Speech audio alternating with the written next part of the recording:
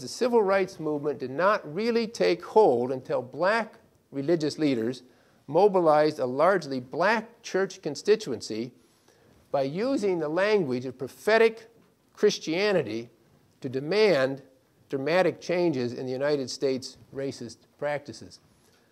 The historical work on the civil rights movement is massive, as you can imagine, and there is a great deal of contestation over exactly how to account for the effectiveness of the civil rights movement. Certainly many factors are involved, but very strong arguments have been made that those forces working against America's segregated way of life, those forces were not particularly effective until they were vivified by the sharply religious interventions of the leaders and followers of the civil rights movement. It's important, I think, to remember, though, that the leaders and the followers of the civil rights movement presented a complex as well as a sharply focused religious presence.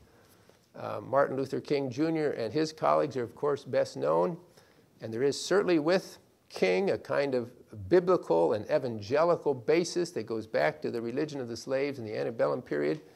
But by the 1950s, black Christian religion in the United States had taken on characteristics that none of the white churches, none of the white religious organizations of any kind in the country had embraced.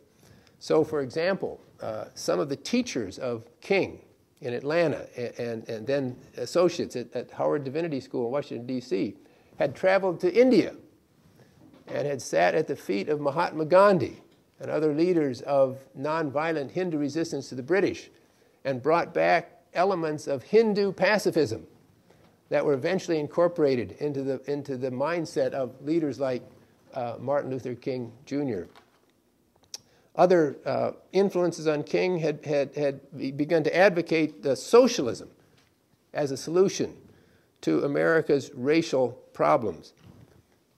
Weren't too many white religious people who salted their religious convictions with Hinduism and socialism in the 1950s. So King's message was eclectic.